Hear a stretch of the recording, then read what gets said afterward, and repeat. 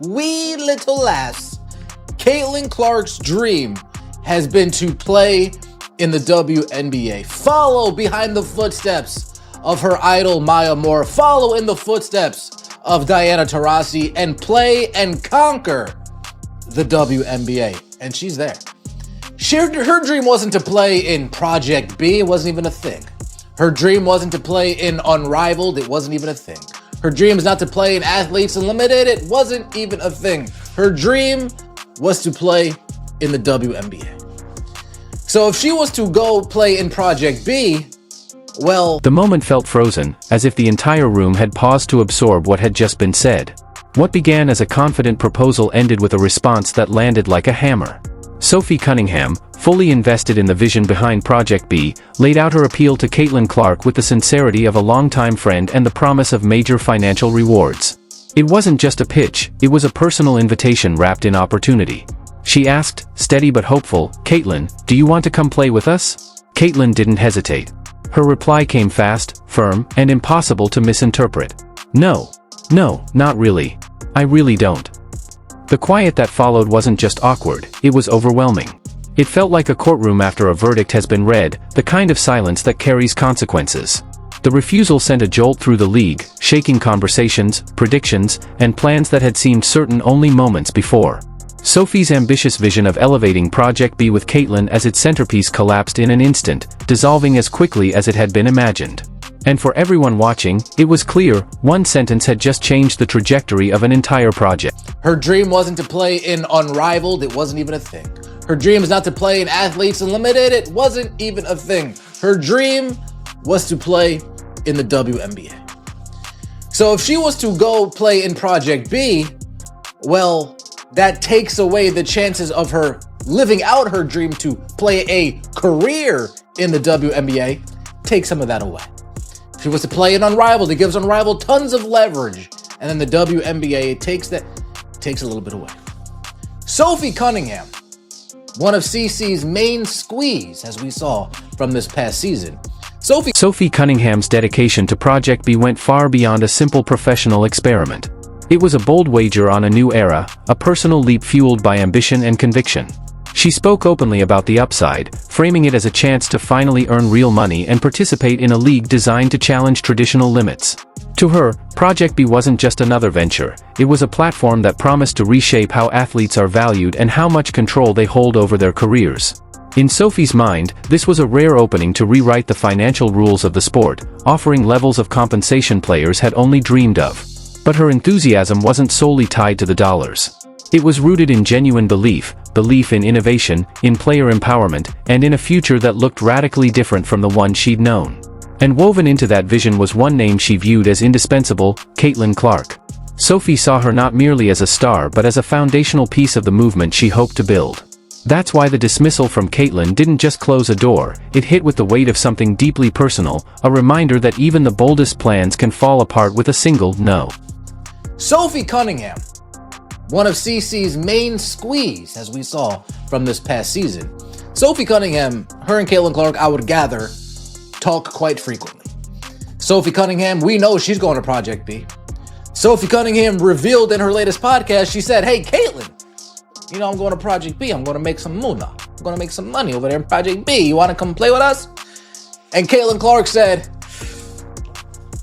"No, no, not really. I really don't." Sophie Cunningham, break it down for us. The connection between Sophie Cunningham and Caitlin Clark, built through shared minutes on the court and a genuine off-court rapport, only intensified the impact of the rejection. These two speak often, a steady back and forth that makes the abrupt no feel even more unexpected. This wasn't a formal negotiation or a scripted pitch. It was a direct conversation between colleagues who trust each other, the kind of exchange where personal and professional lines inevitably overlap. Sophie wasn't approaching a stranger, she was reaching out to someone she considered an ally, maybe even a sounding board for her biggest ideas. That context made Caitlin's refusal land with a sharper edge, almost as if the denial wasn't just about the project but about the hope Sophie had invested in their shared history. This layer of personal connection transforms the moment from a routine business decision into something far more dramatic, a reminder that, in the world of sports and strategy, relationships can shape outcomes just as powerfully as contracts or numbers. It underscores how even the closest bonds can fracture under the weight of ambition and timing. Sophie Cunningham, break it down for us. Then people can go overseas too, but this is a whole new one. And this one offers a lot of money, and that's why people are like moving towards this. And this is also different than Unrivaled. Completely different. So how many like floating leagues are there? 3? I would say that like a lot of the American players are doing, or I would say the majority is 2. Okay. Yeah. Okay. No love for athletes unlimited. Oh, you hate to see it. I would say the majority is 2. Okay. Yeah. Okay. Sophie didn't mince words when describing Project B's biggest selling point, the money. Not just higher salaries, but transformative earnings, the kind that could alter a player's entire financial future. It stood in sharp contrast to the compensation structure athletes had grown used to in traditional leagues, where many players still felt compelled to travel overseas just to secure a more stable income. For veterans like Sophie, who had spent years balancing domestic seasons with demanding international commitments, Project B wasn't simply an option, it felt like a long-awaited solution. It positioned itself as a groundbreaking, home-based alternative built to retain elite talent while offering paychecks that finally matched the level of play. The promise was so substantial, so unprecedented, that Sophie genuinely expected Caitlin Clark to be drawn in immediately. She viewed Clark as the ideal headliner, the type of athlete who could elevate the entire operation with her presence alone. So when the answer came back as a firm rejection, it wasn't just disappointing, it was a moment that exposed how even extraordinary financial incentives can't guarantee a star's allegiance. It set the stage for frustration, confusion, and a reevaluation of what truly motivates top-tier players. 7 figures, and one of them is paying you 6 figures, and one of them is 5v5 basketball, and the other is 3v3 basketball. Well, then I'd probably pick Project B as well. Seems like a no-brainer. Unrivaled, they thought they were going to be the alternative. Oh, we're going to run in the off-season. If these players want to get paid instead of going overseas, they're going to get paid in Unrivaled. But now Unrivaled finds themselves getting unrivaled by Project B. Oh, these players want somewhere to go in the off-season. They want to get paid. They can get paid in... Sophie's comments made the financial divide between Project B and its closest competitor, Unrivaled, impossible to ignore. Project B is rolling out contracts that reach into the 7-figure range, a staggering leap above Unrivaled's more modest 6-figure offerings. The difference isn't subtle, it's a financial chasm, one that immediately reshapes how players evaluate their options. But the contrast doesn't stop at paychecks. Project B is built around a traditional 5-on-5 format, a structure that mirrors the style of play most athletes grew up mastering. Unrivaled's 3-on-3 design, once marketed as a refreshing and flexible alternative, suddenly looks less like innovation and more like a concession made under budget constraints. When you place these details side by side, Project B clearly positions itself as the heavyweight entering the ring. For years, Unrivaled was celebrated as the domestic escape route from demanding overseas schedules. Now, it faces a challenger with significantly larger resources and a model that aligns with mainstream basketball.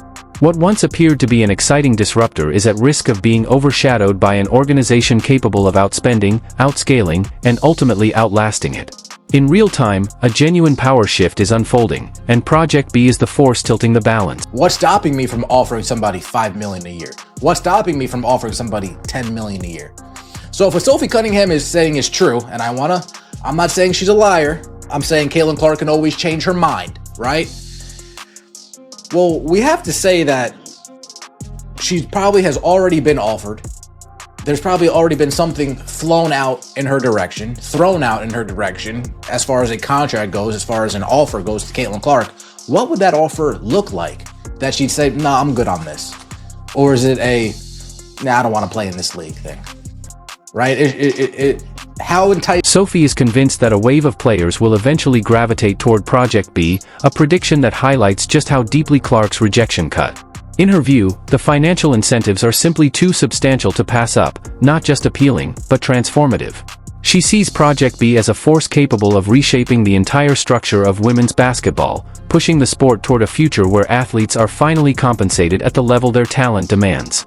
This confidence in a coming shift made Clark's refusal feel even more baffling. To Sophie, it wasn't just a no to a new league, it was a dismissal of a historic opportunity to secure long-term stability and fair pay for players across the board. That disconnect added a layer of frustration, suggesting that Clark either didn't grasp or didn't prioritize the groundbreaking potential Sophie believes Project B represents. For Sophie, the moment wasn't merely about losing a star recruit. It was about watching someone she respected walk away from what she sees as a movement designed to lift the entire... Right? How enticing does the money need to be for Caitlin Clark to say, I really don't want to play in here, but this is money I can't turn down, right? Is it 5 million? Is it 10 million? Is it 15 million? What would that number be? Project B is coming up to Caitlin. Hey, Caitlin, I just did a video you guys saw. She made 16 million in the year 2025. 16 million in the year 2025. 15 million and 820,000 of it from endorsement deals. So Project B, if I would get... Caitlin Clark's sights have always been set on one destination, the WNBA. Long before alternative leagues entered the conversation, she was picturing herself on that stage, following the trail carved by icons like Maya Moore and Diana Taurasi. Her ambition was shaped in an era when Project B, unrivaled, and Athletes Unlimited weren't even concepts on the horizon. By the time those new leagues emerged, her dream was already fixed and fully formed. That background adds critical clarity to the moment of rejection. It wasn't about turning down Sophie or dismissing the value of Project B. It was about staying loyal to a childhood goal, the one league she had always seen as the pinnacle. For Clark, the WNBA wasn't just another option, it was the destination she had worked toward for years, and no financial offer could reasonably compete with that emotional anchor. From Sophie's perspective, though, this may have felt like an overlooked opportunity. She likely viewed Clark's commitment to the WNBA as a kind of tunnel vision, a choice rooted in nostalgia rather than strategy. To Sophie, walking away from a league offering unprecedented freedom and earning power might have seemed like ignoring a seismic shift in the sport. And that contrast, dream versus disruption, explains why the moment carried so much weight for both of them.